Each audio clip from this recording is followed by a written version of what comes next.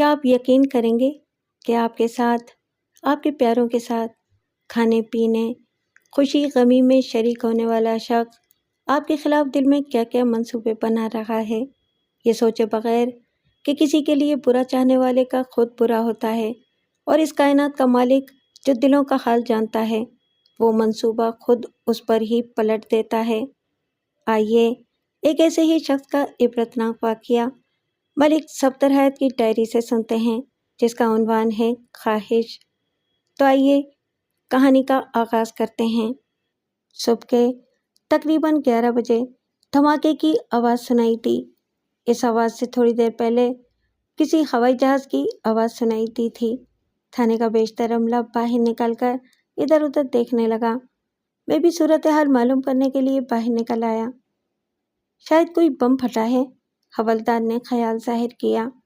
قریب کھڑے سپاہی نے کہا، ابھی ایک ہوائی جہاز ادھر سے گزرا تو تھا، میرا خیال ہے کہ وہ دشمن کا جہاز تھا۔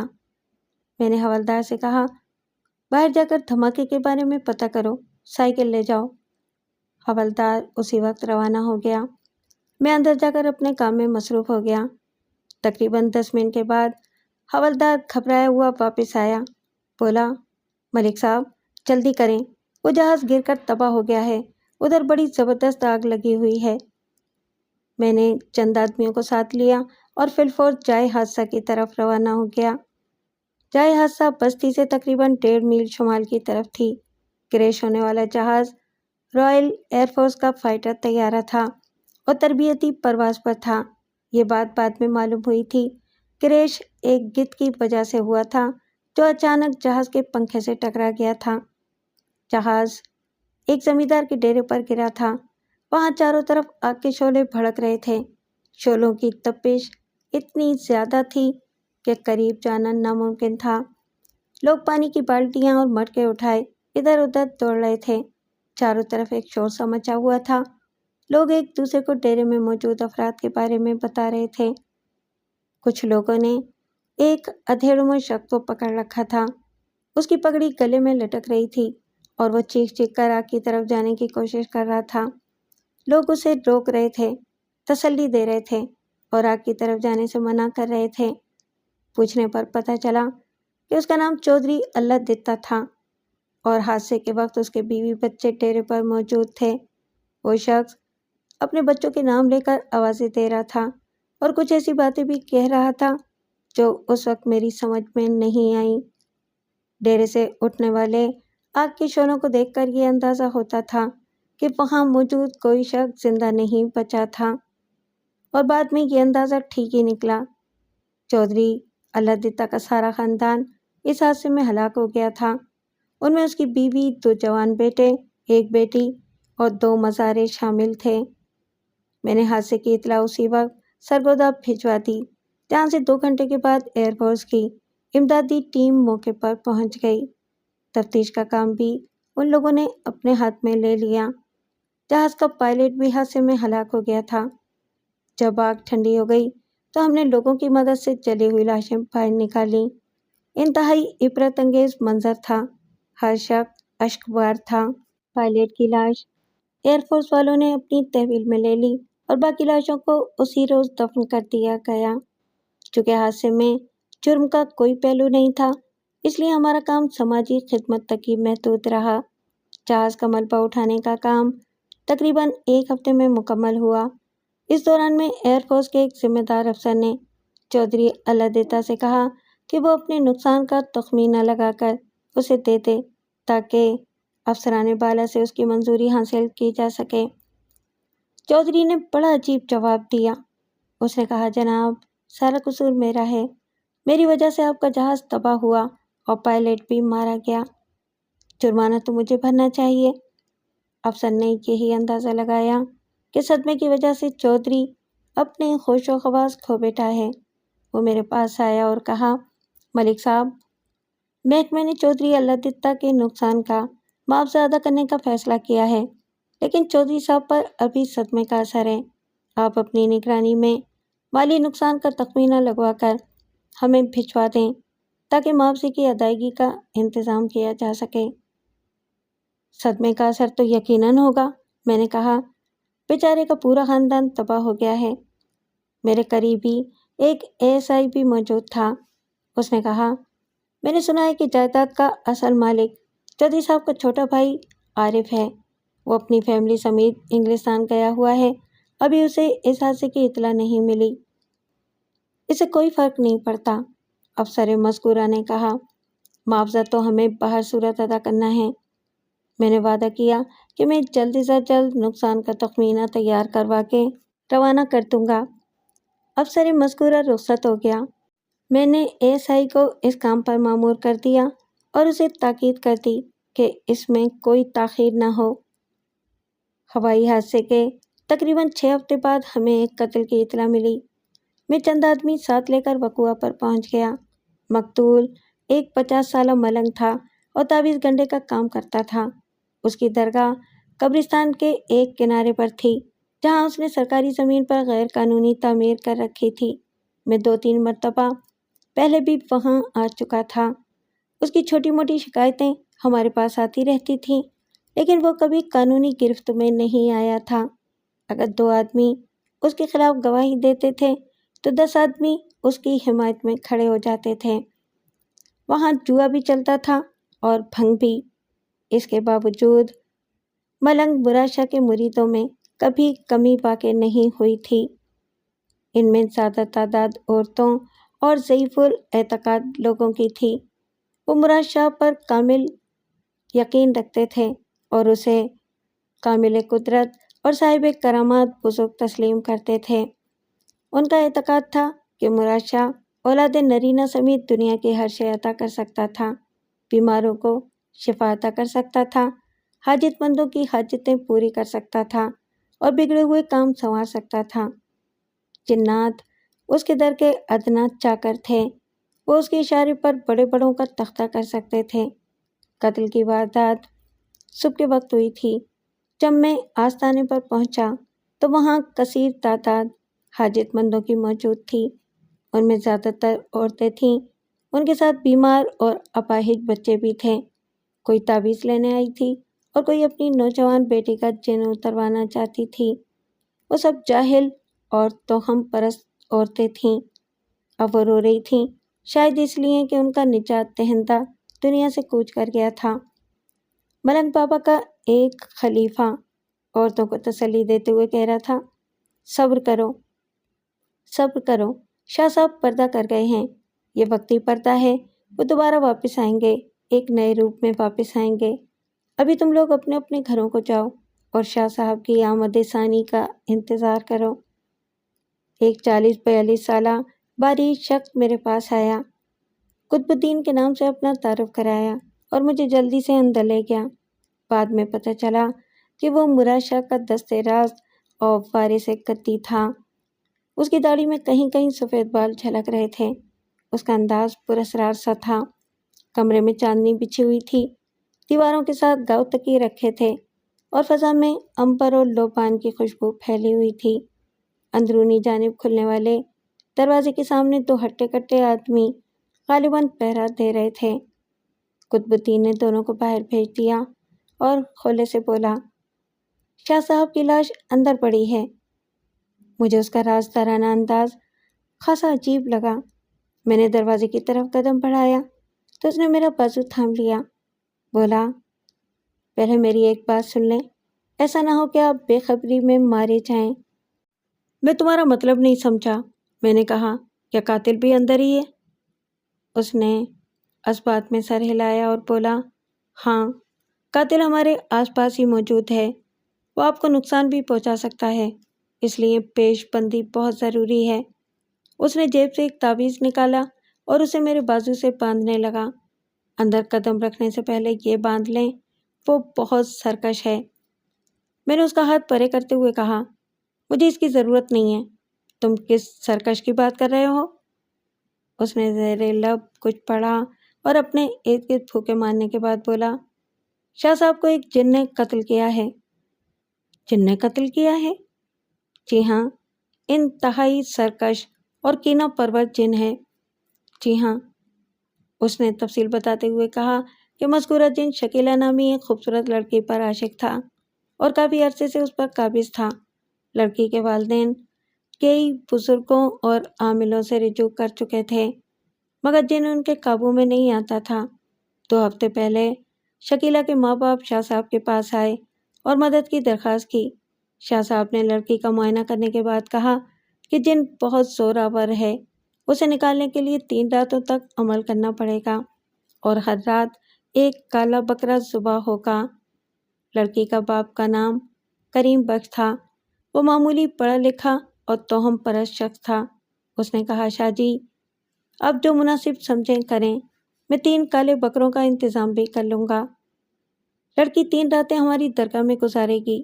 شاہ صاحب نے فیصلہ سنایا، اس عرصے میں کسی کو اس سے ملنے کی اجازت نہیں ہوگی۔ کریم بخش اس شرط پر تھوڑا سا پریشان ہوا۔ نوجوان اور کنواری لڑکی کو 3 راتوں کے لیے اجنبی لوگوں کے سپرد کر دینا ہرگز مناسب نہیں تھا، لیکن اس کی بیوی سکینہ اس بات پر تیار ہو گئی اور اپنے شوہر کو بھی راضی کر لیا۔ تاہم انہوں نے فیصلہ کیا کہ وہ 3 راتیں درگاہ کے مہمان خانے میں گزاریں گے۔ مراد شاہ نے انہیں بتایا کہ جن بہت زور آور ہے، آسانی سے نہیں جائے گا۔ رات کو اگر لڑکی کی چیخیں سنائی دیں تو کوئی فکر نہ کریں اور نہ ہی حجرے کی طرف آنے کی کوشش کریں، ورنہ عمل کا تسلسل ٹوٹ جائے گا۔ شکیلہ کے والدین نے یہ شرط بھی مان لی۔ قطب الدین نے مجھے بتایا کہ کریم بخش نے 3 کالے بکروں کا انتظام کیا اور اپنی بیٹی کو شاہ صاحب کے سپرد کر دیا۔ اس کے بعد جن کے ساتھ 3 راتوں تک زبردست مارکا آرائی ہوئی۔ شاہ صاحب رات کے 12 بجے تک جمالی عمل کرتے اور 12 بجے کے بعد جلالی عمل شروع کر دیتے۔ اس عمل کے دوران جن بری طرح ہاتھ پیر چلاتا اور چیخ و پکار کرتا، اس کی چیخیں دور دور تک سنائی دیتی۔ میں نے پوچھا، جن ہاتھ پیر کیسے چلاتا تھا اور چیختا کس طرح تھا؟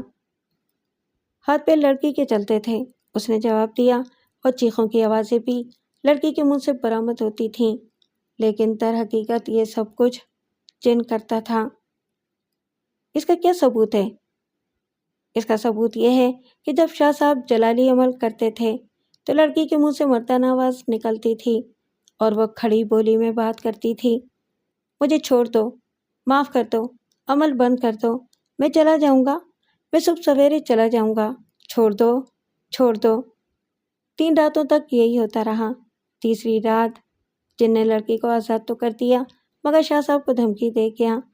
ہم نے شاہ صاحب کو بہت کہا کہ وہ کچھ روز کے لیے حصار باندھ کر بیٹھ جائیں، لیکن وہ نہیں مانے۔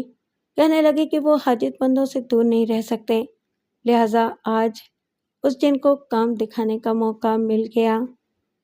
میں نے غور سے اس شخص کا جائزہ لیا۔ اس صورت سے ایک سنجیدہ شخص نظر آتا تھا۔ اس کے لہجے میں کوئی بے یقینی بھی نہیں تھی۔ کیا وہ واقعی یہ سمجھتا تھا کہ شاہ صاحب کو جن نے قتل کیا تھا؟ میں نے کہا، تم ایک طرف ہو جاؤ تاکہ میں اندر جا کر لاش کا معائنہ کر سکوں۔ اگر اندر کوئی خطرہ ہوا تو میں خود ہی اس سے نمٹ لوں گا۔ اس نے دروازہ کھول دیا اور کچھ پڑھ کر اندر پھونک ماری، تاہم دروازے سے آگے نہیں بڑھا۔ کمرہ معطر اور آراستہ تھا۔ فرش پر چاندنی بچھی ہوئی تھی اور دروازے کے قریب لکڑی کا ایک بھاری صندوقچہ رکھا تھا جس میں واضح طور پر نذرانے ڈالے جاتے تھے۔ داہنی طرف ایک مسند بچھی ہوئی تھی جس پر ریشمی غلاف والے 2 گاؤ تکیے رکھے تھے، اور اس خوبصورت مسند پر ملنگ مراد شاہ کی لاش پڑی تھی۔ اسے کسی تیز دھار آلے سے قتل کیا گیا تھا۔ اس کے جثے پر جا بجا خون کے دھبے پڑے ہوئے تھے، مسند پر بھی خون پھیلا ہوا تھا۔ مراد شاہ بھاری تن و توش کا صحت مند شخص تھا، اسے آسانی سے قتل نہیں کیا جا سکتا تھا۔ قاتل کو خاصی محنت کرنا پڑی ہوگی، یقیناً اس نے شور بھی مچایا ہوگا۔ سوال یہ پیدا ہوتا تھا کہ انتظار گاہ میں بیٹھے ہوئے لوگوں کو شور کی آواز کیوں نہیں سنائی دی، اور اگر انہوں نے آواز سنی تھی تو بر وقت مداخلت کیوں نہ کی، قاتل کو گرفتار کرنے کی کوشش کیوں نہیں کی؟ قطب الدین نے میرے استفسار پر جواب دیا کہ قاتل جو ایک جن تھا، عورت کے روپ میں وہاں آیا تھا۔ میں نے پوچھا، کیا تم نے اسے اپنی آنکھوں سے دیکھا تھا؟ میں اس وقت دوسرے کمرے میں تھا، اس نے جواب دیا۔ ادھر فیاض کی ڈیوٹی تھی، وہ حاجت مندوں کو باری باری اندر بھیج رہا تھا۔ میں نے ASI کو چائے وقوع کی رپورٹ تیار کرنے کا حکم دیا، پھر قطب الدین سے کہا فیاض کو اور ان تمام حاجت مندوں کو انتظار گاہ میں اکٹھا کرو جو واردات کے وقت وہاں موجود تھے۔ جناب، آپ خواہ چکر میں نہ پڑیں، اسے کچھ حاصل نہیں ہوگا، آپ جنات کا مقابلہ نہیں کر سکتے۔ میں نے غور سے اس کی طرف دیکھا، وہ بھی کسی جن سے کم نہیں تھا۔ مجھے خیال آیا کہ قتل میں اس کا ہاتھ بھی ہو سکتا ہے۔ معاملہ گدی کا تھا۔ میاں قطب الدین، جب ہمیں تمہارے مشورے کی ضرورت ہوگی ہم تمہیں ضرور بولنے کا موقع دیں گے، فی الحال جو میں نے کہا ہے اس پر عمل کرو۔ وہ باہر چلا گیا۔ 10 منٹ کے اندر انتظار گاہ میں 2 درجن افراد اکٹھے ہو گئے۔ ان میں عورتوں کی تعداد زیادہ تھی۔ فیاض علی ایک نوجوان اور باری شخص تھا۔ اس کے بارے میں معلوم ہوا کہ وہ مراد شاہ کے مقربین خاص میں سے تھا۔ میں نے اسے چند سوالات کیے، پھر اس کے جوابات کی تصدیق کے لیے حاجت مندوں سے سوالات کیے۔ جیسا کہ میں بتا چکا ہوں کہ وہ زیادہ تر جاہل اور توہم پرست لوگ تھے۔ وہ کسی بات کا سیدھا جواب نہیں دے سکتے تھے۔ ایک چھوٹی سی بات معلوم کرنے کے لیے کئی سوالات کرنے پڑتے تھے۔ بہرحال اس پوچھ گچھ کے نتیجے میں جو صورتحال سامنے آئی اس کا خلاصہ یہ ہے۔ 9:15 بجے کے قریب ایک ادھیڑ عمر شخص جو وضاقتہ سے کسی دوسرے علاقے کا رہنے والا معلوم ہوتا تھا درگاہ میں وارد ہوا۔ اس کے ساتھ ریشمی برقعے میں ملبوس ایک عورت بھی تھی۔ اس نے نقاب ڈال رکھی تھی اور پوری طرح برقعے میں لپٹی ہوئی تھی۔ گواہوں کے بیان کے مطابق وہ بھاری جسم کی جوان عورت معلوم ہوتی تھی، تاہم یہ کوئی یقینی بات نہیں تھی کیونکہ کسی نے اس کا چہرہ نہیں دیکھا تھا۔ اس کے کپڑوں سے عمدہ قسم کی خوشبو آ رہی تھی۔ وہ اپنے سر کو اوپر نیچے اور دائیں بائیں جھٹکے دے رہی تھی، جس سے اندازہ ہوتا تھا کہ وہ اپنے حواس میں نہیں ہے۔ فیاض علی کے استفسار پر ادھیڑ عمر شخص نے اپنا نام احمد علی اور لڑکے کا نام ریشمہ بتایا۔ کیا یہ بیمار ہے؟ فیاض نے پوچھا۔ بیمار نہیں ہے جی، احمد علی نے جواب دیا، اس پر جن آتا ہے۔ یہ میری بڑی بیٹی ہے۔ ہم نے شاہ صاحب کی بڑی شہرت سنی ہے، اسی لیے یہاں چلے آئے ہیں اور یہ فیصلہ کر کے آئے ہیں کہ خالی ہاتھ نہیں جائیں گے۔ فیاض نے ریشمی برقعے میں لپٹی ہوئی خاتون کا جائزہ لیتے ہوئے پوچھا، آپ کی بیٹی کی عمر کتنی ہے اور اس پر جن کب سے آتا ہے؟ عمر اس کی 23-24 سال کے لگ بھگ ہوگی۔ احمد علی نے گہرا سانس لیا۔ مقدر خراب ہو جائے تو انسان کچھ نہیں کر سکتا۔ 2 سال پہلے اس کی منگنی ہوئی تھی۔ منگنی کے 4 روز بعد لڑکا بس کے حادثے میں مر گیا۔ لوگوں نے مشہور کر دیا کہ لڑکی منحوس ہے، منگیتر کو کھا گئی ہے۔ جو بھی اس سے شادی کرے گا وہ زندہ نہیں بچے گا۔ بس جی، میری ہیرے جیسی لڑکی کے رشتے آنے بند ہو گئے۔ اب تقریباً 1 سال سے اس پر جن آتا ہے۔ فکر نہیں کریں، سب ٹھیک ہو جائے گا، فیاض نے کہا۔ شاہ صاحب کی ایک ہی پھونک جن کو نکال باہر کرے گی۔ اسی لمحے برقعے کے اندر سے آواز آئی، ہم نہیں جائیں گے، شاہ صاحب کیا چیز ہے ہمارے سامنے؟ کچھ گواہوں نے کہا کہ آواز عورت کی تھی اور کچھ نے اسے مردانہ آواز قرار دیا۔ فیاض نے کہا کہ آواز تو عورت ہی کی تھی، تاہم اس میں مردوں کی سی سختی پائی جاتی تھی۔ فیاض نے احمد علی سے چند سوالات کیے اور اسے انتظار گاہ میں بٹھا کر کمرے سے باہر چلا گیا۔ تھوڑی دیر بعد وہ واپس آ گیا اور حاجت مندوں کو باری باری اندر بھیجنے لگا۔ تھوڑی دیر بعد احمد علی اور ریشمہ کی باری آ گئی۔ فیاض نے انہیں شاہ صاحب کے سامنے پیش ہونے اور بات کرنے کا طریقہ سمجھایا۔ یہ بھی کہا کہ اپنا مسئلہ پیش کرنے سے پہلے صندوقچے میں نذرانہ ضرور ڈال دیں۔ اچانک برقعے کے اندر سے آواز آئی، ہم اکیلے جائیں گے، ہمارے ساتھ کسی کو جانے کی ضرورت نہیں۔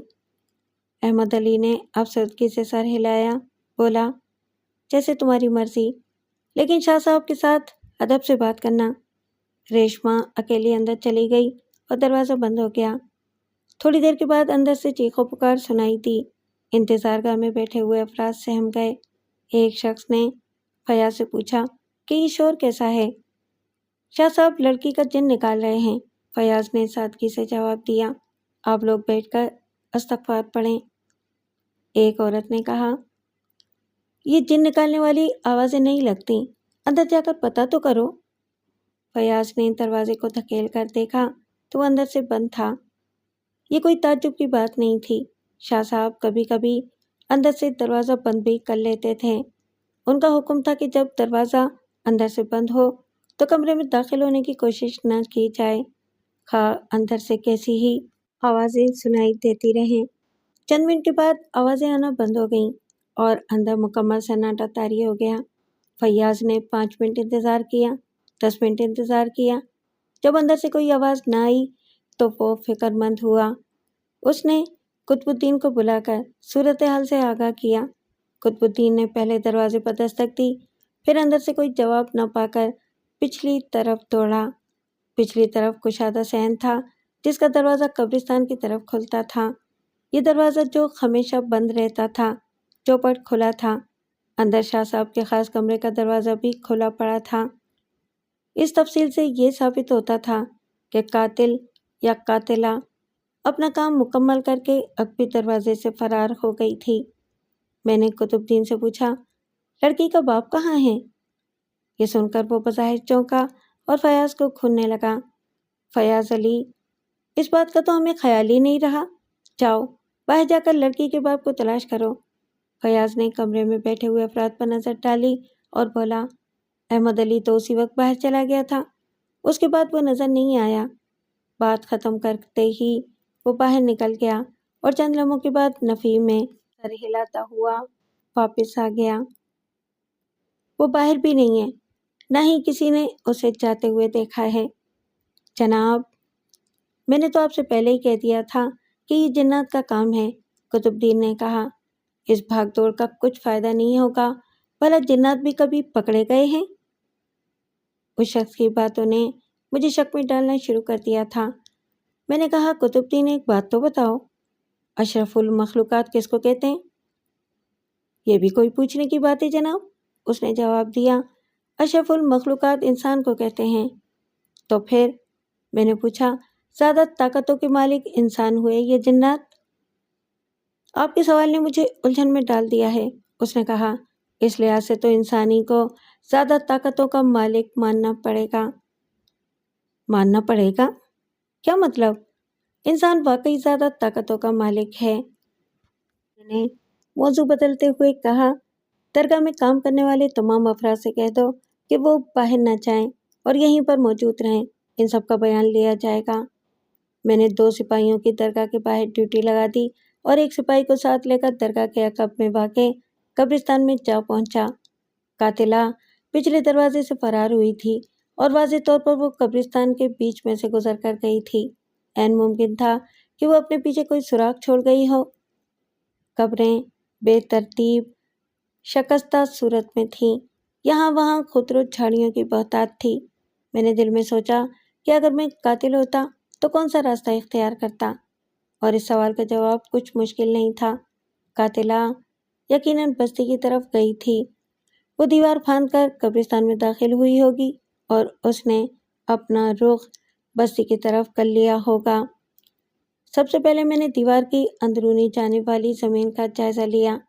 تھوڑی سی کوشش کے بعد مجھے قدموں کے نشانات مل گئے۔ میں کھرا پہچاننے کا ماہر تو نہیں تھا، مگر میں نے اندازہ کر لیا کہ وہ کسی زنانہ سینڈل کے نشانات تھے۔ میں ان نشانات کے ساتھ ساتھ آگے بڑھا۔ کہیں یہ نشانات مدھم ہو جاتے اور کہیں بالکل گم ہو جاتے تھے۔ نیز یہ بات باعث تعجب تھی کہ قدموں کا درمیانی فاصلہ خاصا لمبا تھا۔ عورت عموماً چھوٹے قدم اٹھاتی ہے جبکہ مرد کا قدم لمبا ہوتا ہے۔ ایک مقام پر پہنچ کر اچانک سینڈل کے نشانات ختم ہو گئے۔ وہاں ایک گھنا پیڑ استادہ تھا اور آس پاس جھاڑیاں بھی اگی ہوئی تھیں۔ سینڈلوں کے آخری 2 نشانات مذکورہ پیڑ کے تنے کے پاس ثبت تھے اور یہ نشانات کھڑے ہونے کی حالت کے تھے۔ اس سے آگے کوئی نشان نہیں تھا۔ وہ پیڑ غالباً پیپل کا تھا۔ اس کی موٹی موٹی شاخیں چاروں طرف پھیلی ہوئی تھیں۔ میں نے بڑی باریکی سے ایک ایک شاخ کا جائزہ لیا۔ اوپر کوئی نہیں تھا۔ اس وقت آسمان صاف تھا اور چاروں طرف چمکدار دھوپ پھیلی ہوئی تھی۔ اگر کوئی انسان پیڑ کے اوپر ہوتا تو ضرور نظر آ جاتا۔ میں پریشان ہو گیا۔ کیا قاتلہ آسمان پر چڑھ گئی تھی یا زمین میں سما گئی تھی؟ اس خیال کے ساتھ ہی میری نظر ایک شکستہ قبر کی طرف اٹھ گئی۔ اس قبر کے پہلو میں بارش کی وجہ سے گڑھا سا پڑ گیا تھا اور اس گڑھے میں کچھ گھاس وغیرہ بھی اگ آئی تھی۔ میں ذرا سا آگے بڑھا اور گڑھے کے اندر نظر ڈالی۔ اس وقت میرے ذہن میں کوئی خاص بات نہیں تھی، نہ ہی یہ خیال تھا کہ قاتلہ اس گڑھے کے راستے قبر میں گھس گئی تھی۔ میرے ساتھ جو سپاہی تھا وہ بھی رک گیا تھا۔ گڑھے میں کوئی خاص بات نہیں تھی، لیکن مجھے اس گڑھے کے بارے میں کوئی غیر معمولی بات محسوس ہو رہی تھی۔ وہاں کوئی ایسی چیز تھی جو میری آنکھوں کے سامنے تھی مگر نظر نہیں آ رہی تھی۔ میری چھٹی حس اس چیز کو محسوس کر رہی تھی۔ میں پنجوں کے بل زمین پر بیٹھ گیا اور باریکی سے آس پاس دیکھنے لگا۔ تب وہ چیز جو مجھے محسوس ہو رہی تھی نظر بھی آ گئی۔ گڑھے کا ایک کنارہ تازہ تازہ توڑا گیا تھا اور اس کی مٹی اندر گری ہوئی تھی۔ بظاہر وہ بڑی غیر اہم سی بات محسوس ہوتی تھی، لیکن میرا جرم شناس ذہن اسے غیر اہم تسلیم کرنے پر تیار نہیں تھا۔ میں نے سپاہی سے کہا، اس گڑھے میں جو مٹی گری ہوئی ہے اسے باہر نکال دو۔ سپاہی ہچکچاتے ہوئے بولا، ملک صاحب، یہ تو کسی کی قبر ہے، ایسا نہ ہو کہ لاش ظاہر ہو جائے۔ گھبراؤ نہیں، لاش تمہیں کچھ نہیں کہے گی، میں نے اسے تسلی دی، میں بھی یہیں کھڑا ہوا ہوں۔ وہ تأمل کرتا ہوا گڑھے میں اتر گیا اور تازہ ڈالی گئی مٹی باہر نکالنے لگا۔ چند لمحوں کے بعد مٹی کے نیچے ایک چمکدار چیز کی جھلک دکھائی دی۔ سپاہی نے آس پاس کی مٹی ہٹائی اور چیز کو باہر کھینچ لیا۔ وہ ایک خون آلود خنجر تھا۔ یہ آلہ قتل معلوم ہوتا ہے، میں نے خنجر کا جائزہ لیتے ہوئے کہا۔ وہ 6-7 انچ لمبے پھل والا تیز دھار خنجر تھا۔ لیکن وہ عورت کہاں غائب ہو گئی؟ اس سے آگے اس کے قدموں کے نشانات بھی نہیں ہیں۔ ہو سکتا ہے کہ ملا کی بات ٹھیک ہی ہو، سپاہی نے کہا۔ کون سی بات؟ وہ عورت کوئی جن ہی ہو اور یہاں پہنچ کر وہ جن دھوئیں میں تبدیل ہو گیا ہوگا، یہی کہنا چاہتے ہو نا؟ لگتا تو یہی ہے۔ اگر وہ ایسا ہی جن تھا تو اسے اتنی دور تک پیدل چلنے کی اور خنجر کو قبر میں چھپانے کی کیا ضرورت تھی؟ اسے چاہیے تھا کہ ملنگ کو قتل کر کے وہیں دھواں بن جاتا۔ یہ بھی آپ صحیح فرماتے ہیں، سپاہی نے کہا۔ میں نے آس پاس کے علاقے کا بڑی باریکی سے جائزہ لیا۔ ایک جگہ پر کسی کے ننگے پیروں کے نشانات دکھائی دیے۔ وہ کسی مرد کے پیروں کے نشانات تھے۔ اس وقت میرے ذہن میں یہی خیال آیا کہ شاید وہ گورکن کے پیروں کے نشان تھے۔ یہ بات ذہن میں نہ آئی کہ قاتل یا قاتلہ نے وہاں پہنچ کر اپنی جوتی اتار لی ہوگی۔ ہم واپس پہنچے اور درگاہ کے خادموں کو مذکورہ خنجر دکھا کر اس کے بارے میں استفسار کیا۔ سب نے بغور خنجر کا معائنہ کیا اور کہا کہ انہوں نے وہ خنجر پہلے کبھی نہیں دیکھا تھا۔ میں نے کہا، شاہ صاحب کے معتقد تو بہت تھے، لیکن چند ایک دشمن بھی ہوں گے۔ ہمارے پاس اس درگاہ کی کچھ شکایتیں بھی آتی تھیں۔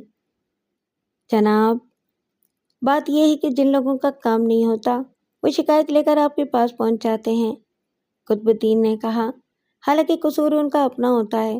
شاہ صاحب حاجت مندوں کو سب سے پہلے یہ کہتے تھے کہ اگر ان کے دل میں کھوٹ یا شک ہے تو وہ واپس چلے جائیں۔ اس درگاہ میں یقین اور ایمان والے کا کام ہوتا ہے اور انشاءاللہ آئندہ بھی ہوتا رہے گا۔ میں نے کہا، اس کا مطلب تو یہ ہوا کہ جس کا کام ہو گیا اس کا یقین مضبوط اور جس کا کام نہ ہوا اسے یہ کہہ کر بھگا دیا کہ تمہارے دل میں کھوٹ اور شک ہے۔ اس اعتبار سے دیکھا جائے تو شاہ صاحب کو کوئی کام نہ تھا، اصل کام یقین اور ایمان سے ہوتا تھا۔ تھندار صاحب، یقین اور ایمان کو وسیلے کی ضرورت ہوتی ہے۔ اللہ والے ایمان والوں کا وسیلہ نہ بنے تو کسی کا کام نہ ہو۔ عیسائی پر ہم ہی سے بولا، یہ سب ڈھکوسلے ہیں، ڈھکوسلے۔ تم لوگ ان غریب جاہلوں کو الو بناتے ہو۔ قطب الدین، دنیا بہت آگے نکل چکی ہے۔ یورپ اور امریکہ والوں کے پاس اس قسم کے وسیلے نہیں ہیں۔ اس کے باوجود وہ ہر معاملے میں ہم سے آگے ہیں۔ ان کے گھروں میں بھی لڑکے پیدا ہوتے ہیں۔ وہ بیماریوں اور مصیبتوں سے نجات پانے کے طریقے بھی جانتے ہیں۔ ان کی بیٹیوں سے جن بھی ڈرتے ہیں، حالانکہ وہ ہم سے زیادہ خوبصورت اور حسین ہیں۔ ان کے مالی حالات بھی بہت اچھے ہیں، اس کی کیا وجہ ہے؟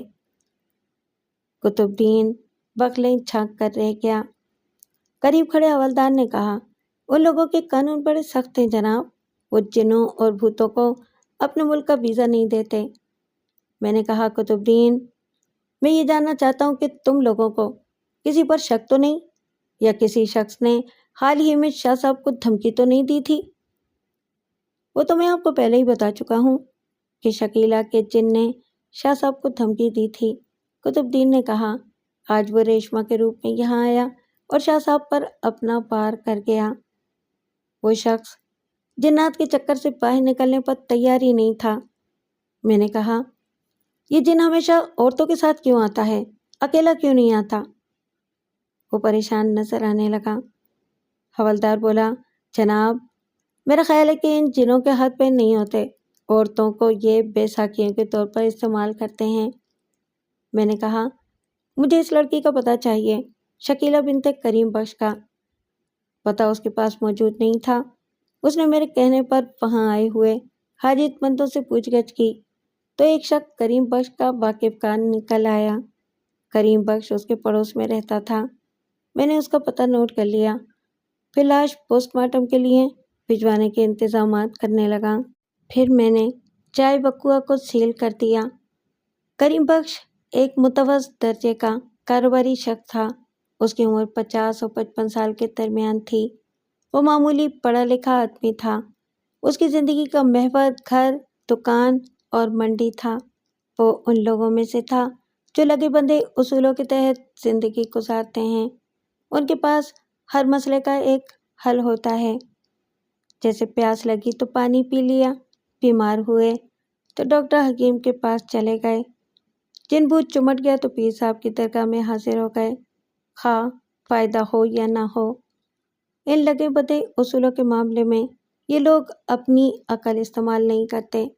رسمی بات چیت کے بعد وہ مجھے بیٹھک میں لے گیا اور لسی پانی کے بارے میں پوچھا۔ میں تمہاری بیٹی شکیلہ سے بات کرنا چاہتا ہوں۔ میں نے کہا، کیا اس پر اب بھی جن آتا ہے؟ وہ اچانک پریشان نظر آنے لگا۔ بولا، جن تو نہیں آتا، لیکن لڑکی کی صحت روز بروز گرتی جا رہی ہے۔ میں نے کہا، آج صبح کسی نے مراد شاہ کو قتل کر دیا ہے۔ اس کے خلیفہ کا خیال ہے کہ شاہ صاحب کو کسی جن نے قتل کیا ہے۔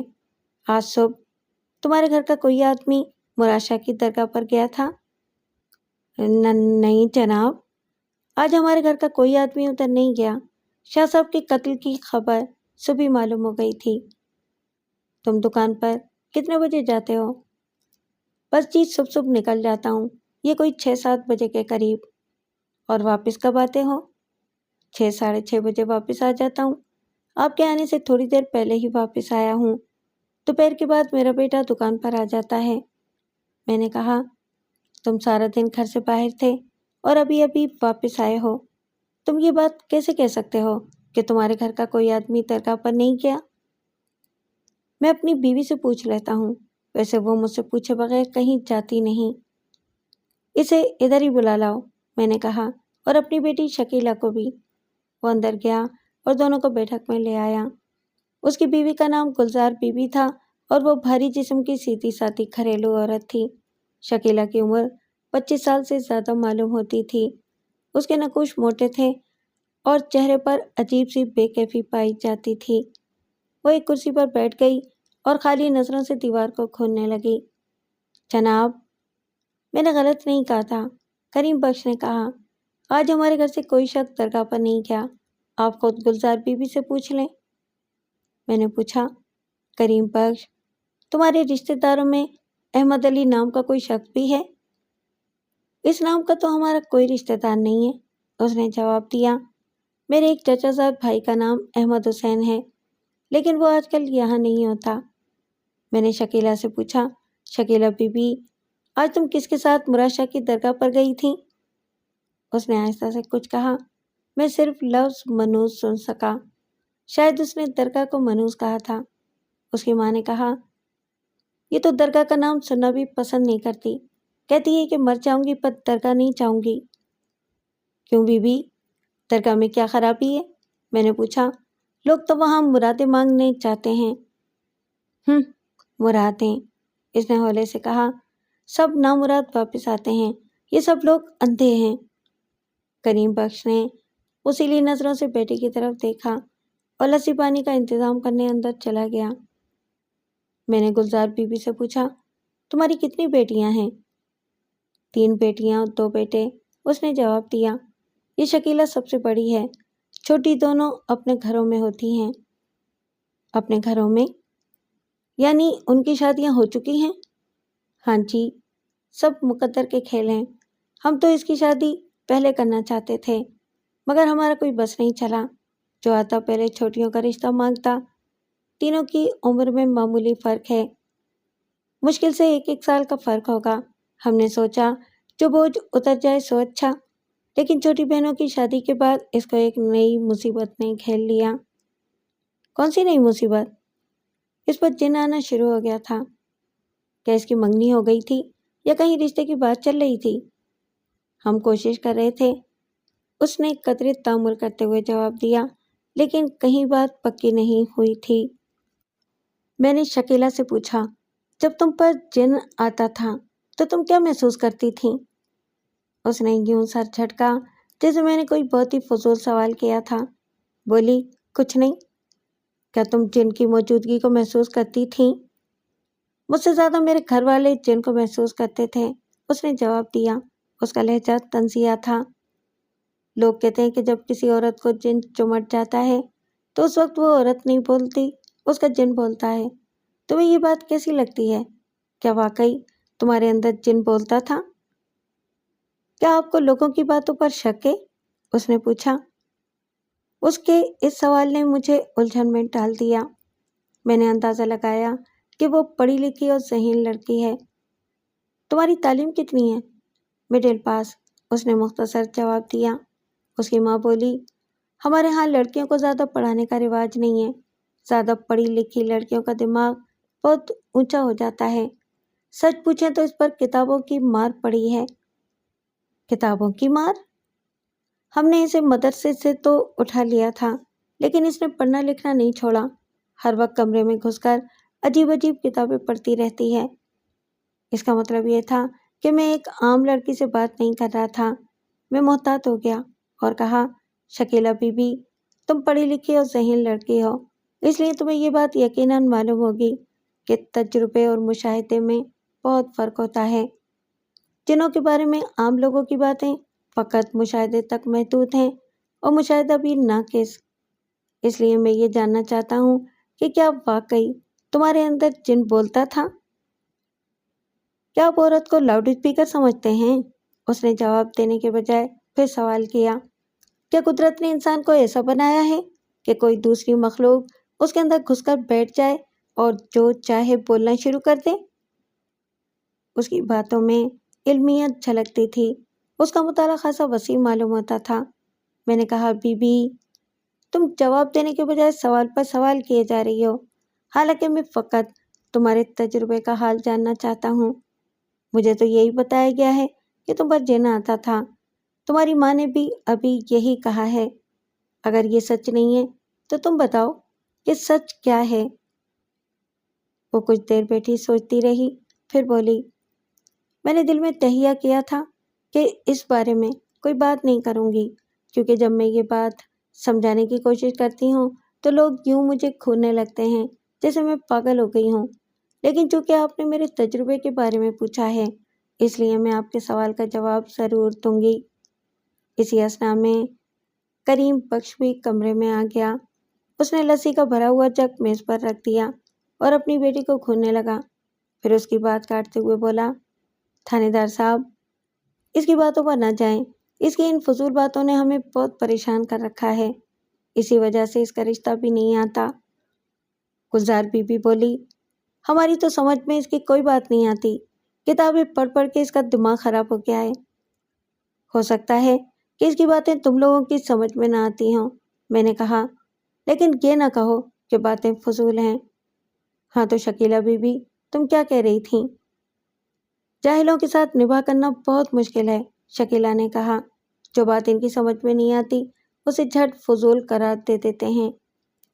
کریم بخش غصے سے بولا، یہ عزت ہے اس کے دل میں ماں باپ کی، ہم نے اسے پال پوس کر اتنا بڑا کیا اور آج یہ ہمیں جاہل کہتی ہے۔ ہاں ضرور کہوں گی جاہل، شکیلا بمشکل اپنے جوش کو دباتے ہوئے بولی۔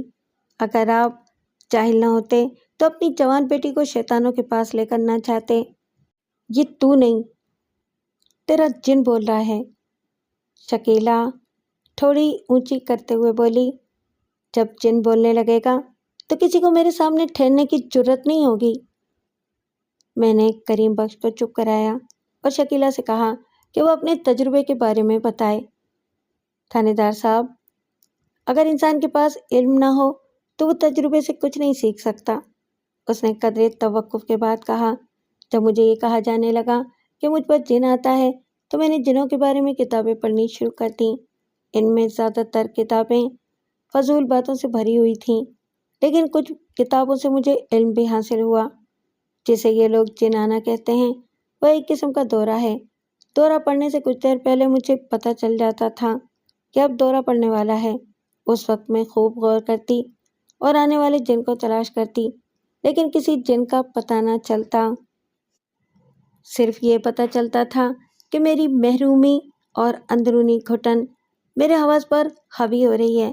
کچھ دیر بعد میرے حواس پر مکمل تاریکی چھا جاتی اور مجھے کچھ پتہ نہ چلتا کہ میں کہاں ہوں اور کیا کر رہی ہوں۔ لوگ کہتے ہیں مجھ پر جن عاشق ہو گیا ہے۔ میں ان جاہلوں سے یہ پوچھتی ہوں کہ کیا عاشق اپنے محبوب کو تڑپاتا ہے اور تکلیف پہنچاتا ہے؟ میں نے کئی مرتبہ اس خیالی جن سے کہا، اے جن، اگر تو مجھ پر عاشق ہے تو میں بھی تجھ پر عاشق ہوں، شرافت سے آ اور اطمینان سے بیٹھ کر باتیں کر۔ میں نے پوچھا، کیا اس جن پر اس بات کا کوئی اثر ہوا اور اطمینان سے باتیں کی؟ خدا کی مار اس لڑکی پر، گلزار بی بی نے کہا، کیسا کفر بک رہی ہے، اب یہ جنوں سے عشق لڑائے گی؟ چپ کی بیٹھی رہو، شکیلا نے ماں کو ڈانٹ دیا۔ اگر کسی جن نے عاشقی ہونا تھا تو شیخوں کی لڑکی جمیلہ پر ہوتا، جو اس محلے کی سب سے خوبصورت لڑکی ہے۔ مجھے کوئی انسان تو پوچھتا نہیں، جو رشتہ کرنے آتے ہیں وہ میری شکل دیکھ کر منہ ٹیڑھا کر لیتے ہیں۔ اب اس سڑی بسی شکل پر جنی عاشق ہوں گے؟ کریم بخش غصے سے بولا، چپ ہو جا، نہیں تو میں تیرا سر پھاڑ دوں گا بے غیرت۔ لو پھاڑ دو، شکیلا نے سر آگے کیا۔ وہ خاصی جلی بھنی بیٹھی تھی۔ ختم کر ڈالو مجھے، لیکن یاد رکھنا یہ تھانے دار صاحب تمہیں پھانسی پر لٹکا دیں گے۔ جب لوگ کہتے تھے کہ شکیلا پر جن عاشق ہو گیا ہے، اس وقت تمہاری غیرت کہاں تھی؟ کریم بخش نے اسے مارنے کے لیے ہاتھ اٹھایا، مگر میں نے اسے روک دیا۔ وہ غصے سے بڑبڑاتا ہوا اندر چلا گیا۔ جن اس طرح عاشق ہوا کرتے ہیں، شکیلا نے طنزیہ لہجے میں کہا۔ ایسی حرکت تو کوئی گنوار عاشق بھی نہیں کرتا۔ جنات کو تو یہ لوگ بڑی اعلیٰ مخلوق سمجھتے ہیں۔ میں نے پوچھا، جب تم نے جن سے اظہار محبت کیا تو اس کا کیا جواب ملا؟ تھانے دار صاحب، جن اور جنون ہم معنی الفاظ ہیں، جن کے لفظی معنی پر پردہ ڈالنے اور اندھیرا کرنے کے بھی ہو سکتے ہیں۔ جب کوئی بیماری انسان کے حواس پر مکمل طور پر چھا جائے تو اسے جنون یا دیوانگی کہا جا سکتا ہے۔ ہو سکتا ہے کہ کسی حکیم نے اس بیماری کو جن کا نام دیا ہو، کیونکہ یہ ایک پوشیدہ بیماری ہے۔ جیسے ہم کہتے ہیں کہ بخار آ گیا، اسی طرح جن آ گیا بھی کہا جاتا ہوگا، لیکن جاہلوں نے جن یعنی جنون کا مطلب کچھ اور ہی نکال لیا۔ اس لڑکی کی باتوں نے مجھے حیران کر دیا۔ وہ اپنی بیماری اور اپنی کیفیت سے پوری طرح آگاہ تھی۔ میں نے پوچھا، مراد شاہ ملنگ کی درگاہ پر کیا ہوا تھا؟ مراد شاہ کے خلیفہ کا کہنا ہے کہ تم یا تمہارے جن نے مراد شاہ کو دھمکی دی تھی۔ مراد شاہ بھیڑیا تھا، بھیڑیا، شکیلا نے بھرائی ہوئی آواز میں کہا۔ میں نے اسے بہت دھمکیاں دی تھیں، اس سے بھی زیادہ بددعائیں دی تھیں، اور اللہ نے میری بددعائیں سن لی کیونکہ میں مظلوم تھی۔ کاش میں اسے اپنے ہاتھوں سے قتل کرتی۔ کچھ خدا کا خوف کر، گلزار بی بی نے کہا۔ اللہ والوں کو برا کہے گی تو خدا کا قہر نازل ہوگا تجھ پر۔ چپی بیٹھی رہو، شکیلا نے کہا۔ میری زبان کھل گئی تو دنیا کو منہ دکھانے کے قابل نہیں رہو گی۔ میرا جی چاہتا ہے کہ میں تم دونوں کے ٹکڑے ٹکڑے کر دوں۔ تم لوگ 3 راتوں تک میری چیخیں سنتے رہے مگر میری مدد کو نہ آئے۔ تمہارے دماغوں پر جہالت کا پردہ پڑا ہوا ہے۔ اس نے رونا شروع کر دیا۔ میں اب ان کو کیا بتاؤں کہ ان کے ملنگ بابا نے میرے ساتھ کیا سلوک کیا تھا۔ پتہ نہیں میری جیسی کتنی معصوم لڑکیاں اس درگاہ پر لٹ چکی ہیں۔ اس نے دونوں ہاتھوں سے منہ چھپا لیا اور دیر تک روتی رہی۔ ساری بات بڑی واضح تھی۔ اس نے دبے لفظوں میں سب کچھ کہہ دیا تھا، لیکن اس کے جاہل اور توہم پرست ماں باپ اس کی بات سمجھنے پر تیار نہیں تھے۔ یہ کوئی نئی بات نہیں تھی، ایسے واقعات اکثر ہوتے رہتے ہیں۔ پولیس کے ریکارڈ میں آپ کو اس قسم کے بے شمار واقعات مل جائیں گے۔ کریم بخش دوبارہ کمرے میں واپس آ گیا۔ میں نے اسے خون آلود خنجر دکھایا اور پوچھا کہ کیا وہ اس خنجر کو پہچانتا تھا؟ اس نے نفی میں سر ہلایا اور بولا، میں نے کبھی یہ خنجر نہیں دیکھا۔ شکیلہ نے دوپٹے سے آنکھیں صاف کیں اور خنجر کو گھورنے لگی۔ پھر پوچھا، کیا مراد شاہ کو اس خنجر سے قتل کیا گیا ہے؟ ہاں، میں نے جواب دیا، اور گواہوں کے بیانات سے پتہ چلتا ہے کہ قتل کرنے والی ایک عورت تھی۔ شکیلہ کی آنکھوں میں ہلکی سی چمک پیدا ہوئی، بولی، یہ کام کسی عورت کو ہی کرنا چاہیے تھا۔ میرے دل میں خیال آیا کہ کہیں اس نے دورے کی حالت میں یہ کام تو نہیں کیا، لیکن فوراً ہی یہ خیال باطل محسوس ہوا، کیونکہ قتل بڑی منصوبہ بندی سے کیا گیا تھا۔ پھر اس کام میں ایک مرد بھی ملوث تھا۔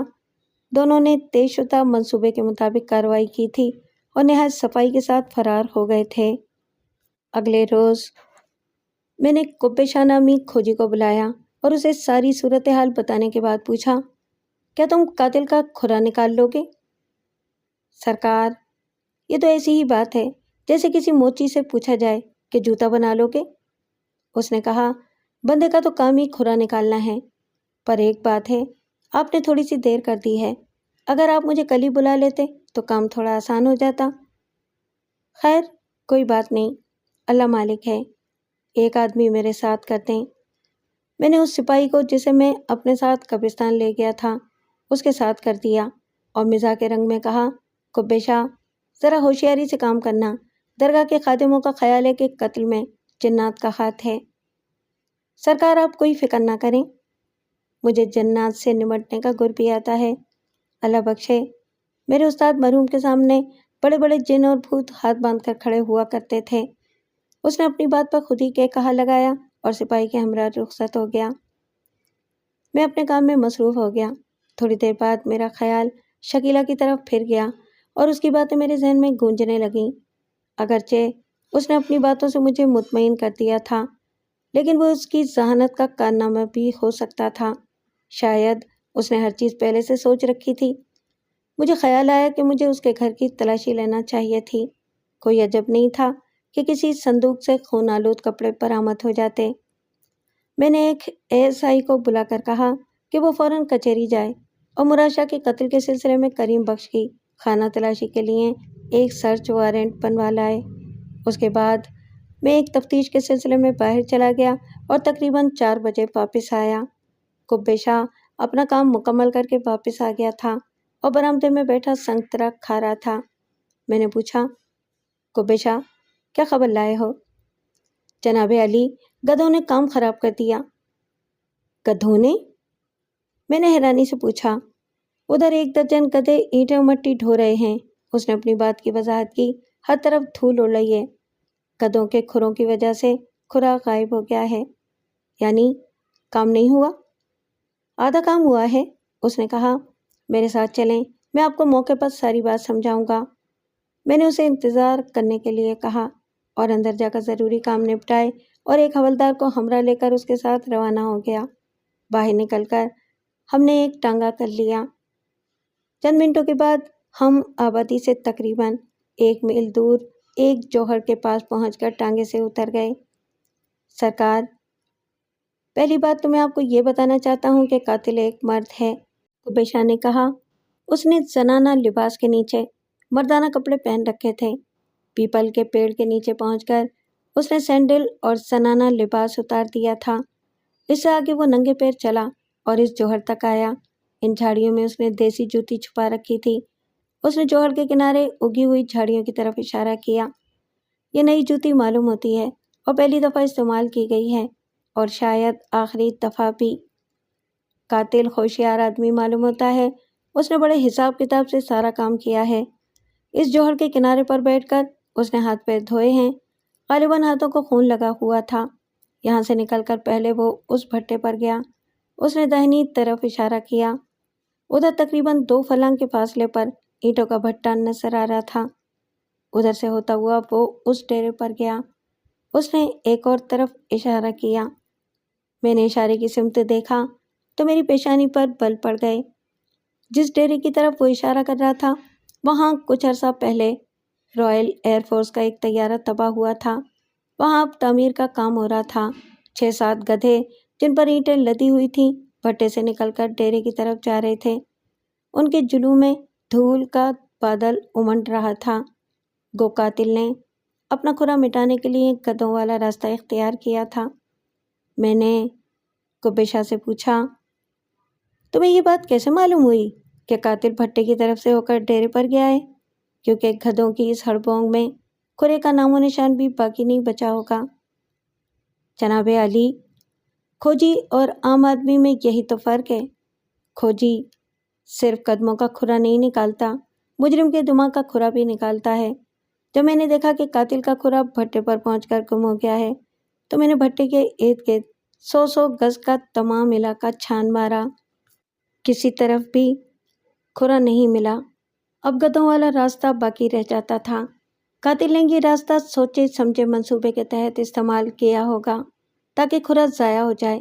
بھٹے سے نکل کر میں اس ڈیرے پر پہنچا اور وہاں اچھی طرح چھان بین کی۔ ڈیرے پر مجھے مدھم سا کھرا مل گیا۔ اس کا مطلب ہے کہ مجرم کو ڈیرے پر ہونا چاہیے۔ اس نے نفی میں سر ہلایا، بولا، مجرم ڈیرے پر نہیں ہے۔ اگر آپ مجھے کل ہی طلب کر لیتے تو وہ قابو آ جاتا۔ کل وہ یقیناً ڈیرے پر موجود رہا ہوگا۔ ہو سکتا ہے کہ وہ رات مزدوروں کا کوئی ساتھی ہو۔ پھر تو کوئی مسئلہ ہی نہیں ہے، میں نے کہا۔ ہم ڈیرے پر کام کرنے والوں کا کھرا چیک کر سکتے ہیں۔ ایک بات کا ذکر کر دینا مناسب ہوگا کہ کھوجی نے قاتل کے نمایاں کھرے کو جھاڑیوں سے ڈھانپ دیا تھا۔ ان میں ننگے پیروں کا کھرا، سینڈل کا کھرا اور دیسی جوتی کا کھرا شامل تھا۔ میں بھی یہی عرض کرنے والا تھا، قبے شاہ نے کہا۔ ڈیرے پر کام کرنے والوں کا کھرا چیک کر لینا چاہیے۔ اس کے علاوہ آپ پوچھ گچھ بھی کر لیں۔ ہم ٹانگے پر بیٹھ کر ڈیرے پر پہنچ گئے۔ اس وقت تقریباً 5 بجے تھے اور کاریگر کام ختم کر کے گھروں کو جانے کی تیاری کر رہے تھے۔ کچھ نلکے پر ہاتھ منہ دھو رہے تھے اور کچھ سامان سمیٹ رہے تھے۔ میں نے ان سب کو ایک پیڑ کے نیچے جمع کر لیا۔ ان کی تعداد درجن کے لگ بھگ تھی۔ ان میں 2 راج، 2 ترکھان، 1 ٹھیکیدار، 4 مزدور اور 2 عورتیں شامل تھیں۔ گدھے نظر نہیں آ رہے تھے۔ ٹھیکیدار کا نام عنایت اللہ تھا۔ وہ ادھیڑ عمر کا ایک ہوشیار شخص تھا۔ کاریگر اور مزدور ہمیں دیکھ کر پریشان ہو گئے تھے۔ میں نے ٹھیکیدار سے کہا، کل بستی میں ایک واردات ہوئی ہے۔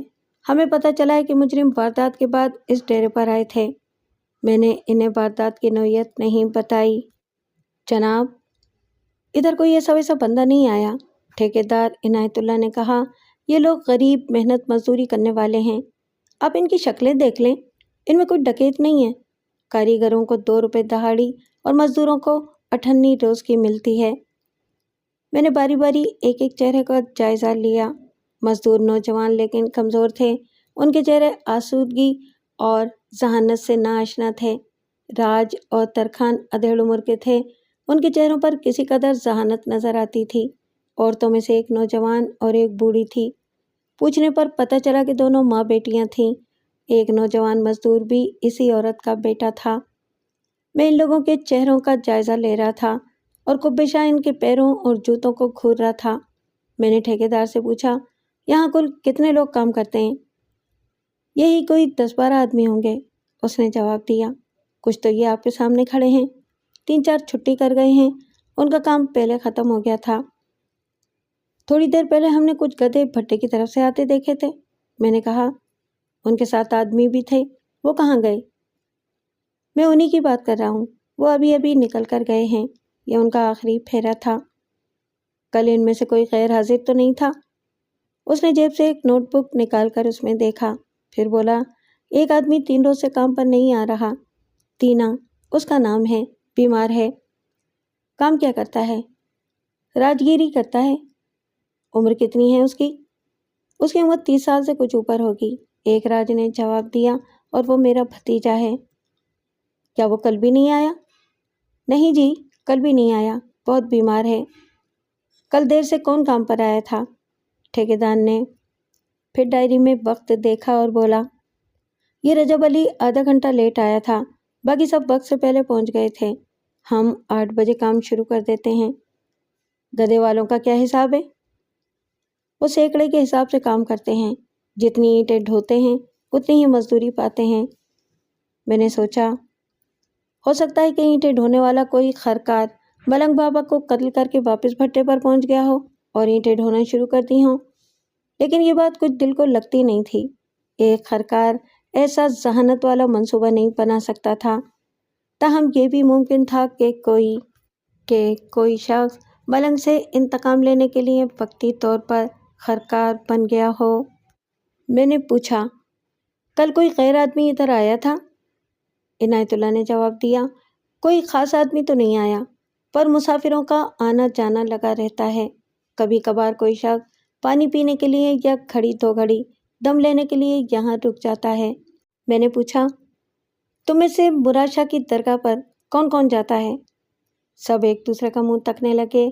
وہ سمجھ گئے کہ میں کس معاملے کی تفتیش کرنے وہاں آیا تھا۔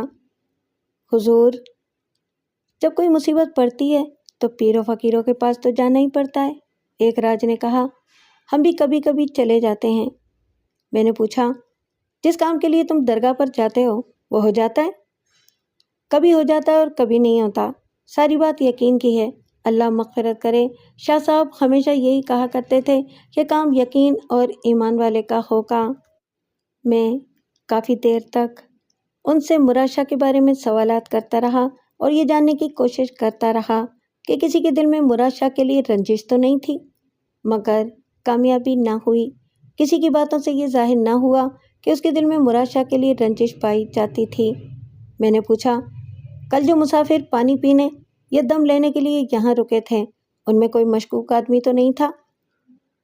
یہ تو جی اللہ ہی بہتر جانے، عنایت اللہ نے جواب دیا۔ ہم لوگ اپنے کاموں میں لگے ہوئے تھے، ہم نے کسی شخص کو غور سے نہیں دیکھا۔ مسافروں کے علاوہ اور کون آیا تھا؟ میں نے پوچھا، کوئی ملنے جلنے والا یا واقف کار؟ جناب، اور تو کوئی نہیں آیا، عنایت اللہ ٹھیکیدار نے جواب دیا۔ پھر قدرے سوچنے کے بعد بولا، صبح اپنے چوتھی صاحب آئے تھے، چودھری اللہ دتا صاحب، بھٹے والے کو اینٹوں کے پیسے دینے تھے، ادھر سے یہاں آئے، کام دوام دیکھا، سامان خریدنے کے لیے کچھ رقم دی اور واپس چلے گئے۔ جب سے ان کے بیوی بچے حادثے میں فوت ہوئے ہیں ان کی تو دنیا ہی بدل گئی ہے، کسی سے زیادہ بات نہیں کرتے، ہر وقت اللہ کو یاد کرتے رہتے ہیں۔ ایک راج نے کہا، کل پہلی مرتبہ خوش نظر آ رہے تھے، مزدوروں کو 1 روپیہ اور کاریگروں کو 2 روپے دے کر گئے ہیں۔ میں نے قبے شاہ سے پوچھا، کیا خیال ہے، ان میں سے کسی کا کھرا چیک کرو گے؟ اس نے 2-3 آدمیوں کا کھرا چیک کرنے کا ارادہ ظاہر کیا۔ اس میں 1 مزدور اور 2 کاریگر شامل تھے۔ میں نے تینوں آدمیوں کو اس کے ساتھ بھیج دیا۔ وہ کچھ فکر مند ضرور تھے، مگر انہوں نے انکار نہیں کیا۔ مزدوروں میں سے 1 آدمی کو میں نے کہا کہ وہ خرکاروں کے گھر جائے اور ان سے کہے کہ وہ فوراً تھانے پہنچیں۔ اس پوچھ گچھ میں 6:30 بج گئے، مگر کوئی قابل ذکر کامیابی نہیں ہوئی، لیکن میرا دل کہہ رہا تھا کہ قاتل کہیں آس پاس ہی موجود ہے۔ نصف گھنٹے کے بعد کھوجی تھانے پہنچ گیا۔ وہ ناکام واپس آیا تھا۔ جن 3 آدمیوں کو وہ ساتھ لے گیا تھا ان کا کھرا قاتل کے کھرے سے مختلف تھا۔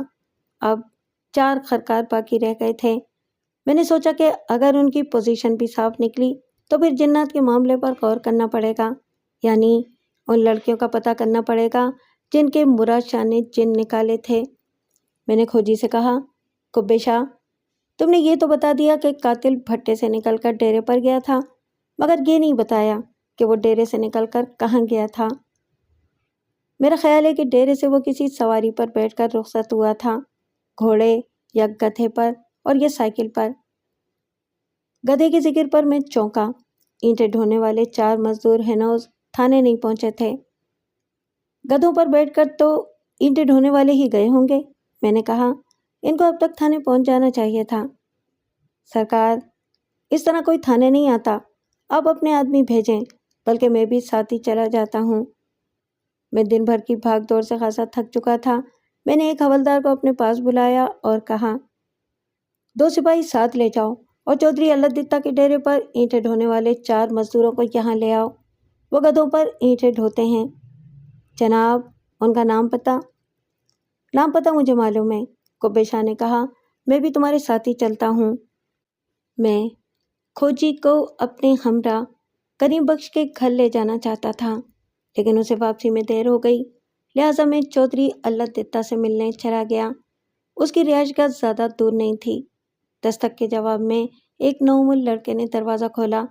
میں نے اسے اپنا نام بتایا اور کہا کہ میں چودھری صاحب سے ملنا چاہتا ہوں۔ وہ اندر سے پوچھ کر واپس آیا اور مجھے ایک سجی ہوئی بیٹھک میں لے گیا۔ وہاں ایک 40-42 سالہ کلین شیو اور صحت مند شخص میرے استقبال کے لیے موجود تھا۔ اس کی پیشانی کشادہ اور چہرہ خوش اخلاقی کا مظہر تھا۔ وہ ململ کے کرتے شلوار میں ملبوس تھا اور خاصی پرکشش شخصیت کا مالک تھا۔ اس نے مسافر کے لیے ہاتھ بڑھایا اور بڑی اپنائیت سے کہا، آئیے ملک صاحب، کیسے مزاج ہیں؟ اللہ کا شکر ہے، میں نے کہا۔ میں چودھری اللہ دتا سے ملنے کے لیے آیا تھا۔ میں چودھری صاحب کا چھوٹا بھائی ہوں، اس نے کہا۔ میرا نام عارف علی ہے، تشریف رکھیں۔ اس نے اپنے نام کے ساتھ چودھری نہیں لگایا تھا۔ اس بات نے مجھے متاثر کیا۔ میں چند روز پہلے ولایت سے واپس آیا ہوں، اس نے مزید کہا۔ یہاں پہنچ کر بھائی صاحب کے ساتھ ہونے والے حادثے کا پتہ چلا۔ اللہ بھائی صاحب کو صبر عطا کرے، ان کے خاندان کا ایک بھی فرد زندہ نہیں بچا۔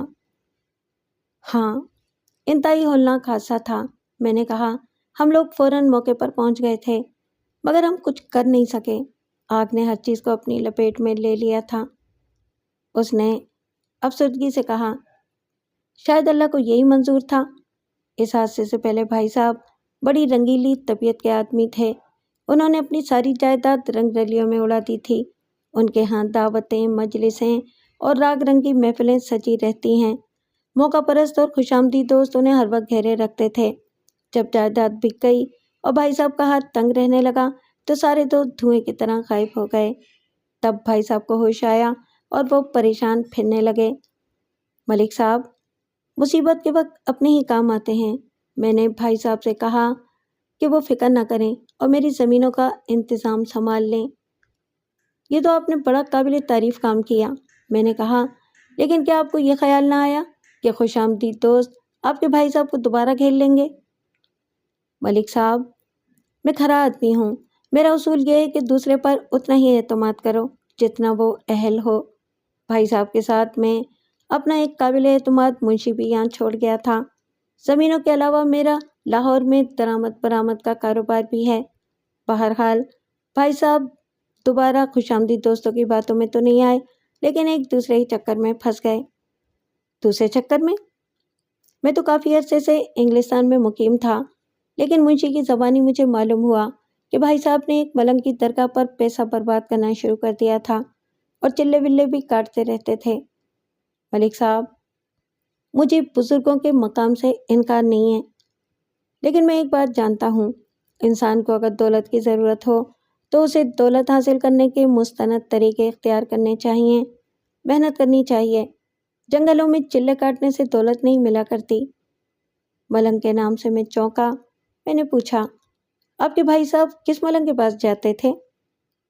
ادھر قبرستان کے پاس اس کا ڈیرا ہے، سنا ہے کہ 2-3 روز پہلے کسی نے اسے قتل کر دیا ہے۔ آپ ملنگ براشا کی بات کر رہے ہیں؟ مجھے اس کا نام معلوم نہیں ہے اور نہ ہی میں ان چیزوں پر یقین رکھتا ہوں۔ جب انسان بیرونی دنیا کو دیکھتا ہے تو اس کے خیالات میں بڑی وسعت پیدا ہو جاتی ہے۔ یہ بات تو ہے، میں نے کہا۔ تجربے اور مشاہدے سے انسان بہت کچھ سیکھتا ہے۔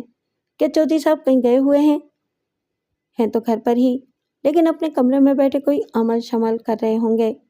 حادثے کے بعد تو ان کی کایا ہی پلٹ گئی ہے۔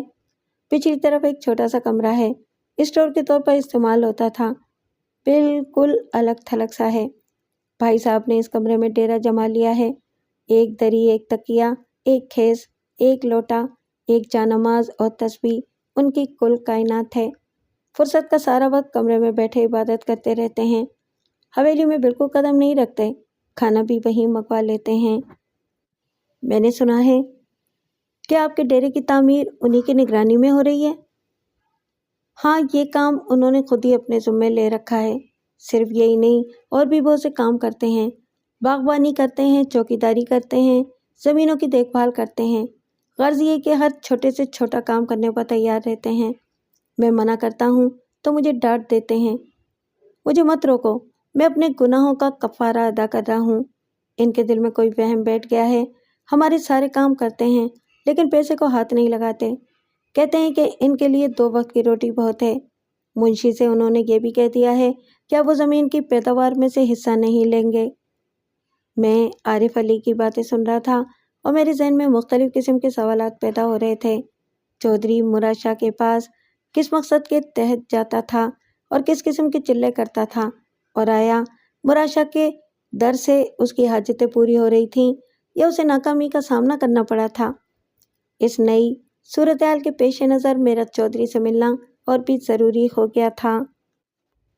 میں نے عارف علی سے کہا، مجھے چودھری صاحب کے پاس لے چلیں۔ چونکہ وہ حویلی میں قدم نہیں رکھتے اس لیے ان کے کمرے میں ہی جانا پڑے گا۔ اس نے قدرے تامل کیا، پھر مجھے حویلی کے پچھلے حصے میں لے گیا۔ وہاں پھلوں اور پھولوں کے پودوں سے پرے ایک چھوٹا سا کمرہ بنا ہوا تھا۔ اس کا سائز بمشکل 10x10 گز ہوگا۔ اس میں 3 کھڑکیاں اور ایک دروازہ تھا۔ دروازہ بند تھا مگر کھڑکیاں کھلی ہوئی تھیں۔ جب ہم قریب پہنچے تو میں نے کھلی ہوئی کھڑکی سے اندر نظر ڈالی۔ جیسا کہ عارف علی نے بتایا تھا، کمرے میں کوئی فرنیچر نہیں تھا۔ فرش پر ایک دری بچھی ہوئی تھی جس پر چودھری اللہ دتہ بیٹھا تسبیح کر رہا تھا۔ اس کے ہاتھ میں جو تسبیح تھی وہ کم و بیش 1 گز لمبی تھی۔ اس کی آنکھیں بند تھیں اور ہونٹ ہل رہے تھے۔ بھائی صاحب، السلام علیکم، عارف علی نے کھڑکی کے سامنے رکتے ہوئے کہا، لیکن چودھری بدستور اپنے کام میں مصروف رہا۔ تیسری یا چوتھی آواز پر اس نے تسبیح تکیے کے اوپر رکھ دی اور آنکھیں کھول کر کھڑکی سے باہر دیکھا۔ عارف علی پر نظر پڑتے ہی وہ کسی مستعد غلام کی طرح اٹھا، جلدی سے جوتی پہنی اور دروازہ کھول کر باہر آ گیا۔ کیا بات ہے عارف علی؟ اس نے انکسار سے پوچھا۔ کوئی کام ہے؟ لیکن جیسے ہی اس کی نظر مجھ پر پڑی اس کے چہرے پر فی الفور سختی نمودار ہو گئی۔ جی جناب، اس نے مجھ سے کہا، آپ کس سلسلے میں تشریف لائے ہیں؟ بھائی صاحب، یہ ملک صفدر حیات ہیں، ہمارے علاقے کے تھانے دار، یہ آپ سے ملنا چاہتے ہیں۔ اس نے نہایت رکھائی سے کہا، کس سلسلے میں؟ میں مراد شاہ کے قتل کے بارے میں آپ سے چند باتیں کرنا چاہتا ہوں۔ میں نے کہا، آپ کو یہ تو معلوم ہو ہی چکا ہوگا کہ مراد شاہ… میں کسی مراد شاہ کو نہیں جانتا۔ اس نے میری بات کاٹی، اور نہ ہی میں اس کے بارے میں کوئی بات کرنا پسند کرتا ہوں۔ خواہ میرا وظیفہ خراب کیا۔ میں نے تو سنا ہے کہ آپ مراد شاہ کے بڑے معتقد تھے۔ اس نے ہاتھ جھٹکا اور بولا، جس نے یہ بات بتائی ہے اسی سے بات کریں، میں صرف اللہ اور رسول کا معتقد ہوں۔ یہ تو بڑی اچھی بات ہے، میں نے کہا، کل میں آپ کے ڈیرے پر گیا تھا اور وہاں کاریگروں سے بات چیت کی تھی۔ وہ بڑبڑاتا ہوا کمرے میں جا گھسا اور تیزی سے کھڑکیاں بند کرنے لگا۔ ملک صاحب، آپ کچھ خیال نہ کریں، عارف علی نے کہا، بھائی صاحب کا دماغ آج کل ٹھکانے پر نہیں ہے۔ بیوی بچوں کی اچانک جدائی کوئی معمولی بات نہیں۔ میں نے عارف علی سے اجازت لی اور واپس تھانے پہنچ گیا۔ چودھری اللہ دتہ کے رویے نے مجھے بہت کچھ سوچنے پر مجبور کر دیا تھا۔ مراد شاہ کے بارے میں اس کی تلخی قابل غور تھی۔ کہاں تو وہ مراد شاہ کا معتقد تھا اور کہاں اس کے بارے میں بات کرنا بھی پسند نہیں کرتا تھا۔ تھانے میں کھوجی میرا منتظر تھا۔ میں اس کا چہرہ دیکھتے ہی سمجھ گیا کہ وہ ایک بار پھر ناکام لوٹا تھا۔ کیا بات ہے کبے شاہ؟ میں نے پوچھا، تمہارا منہ کیوں لٹکا ہوا ہے؟ سرکار، بات بنی نہیں، اس نے کہا، قبرستان والا کھرا کبیر احمد کے کھرے سے مختلف ہے۔ اس کے باقی 3 ساتھیوں کے بارے میں کیا خیال ہے؟ میں نے کہا، ان کا ہمیں خیال ہی نہیں رہا۔ ہم نے ان کا کھرا بھی چیک کر لیا ہے۔ کبیر احمد کی بات ٹھیک ہی معلوم ہوتی ہے۔ یہ جوتی اسے واقعی جھاڑی میں پڑی ہوئی ملی ہوگی۔ اچانک مجھے خیال آیا کہ چودھری اللہ دتہ کے بارے میں چھان بین کرنی چاہیے۔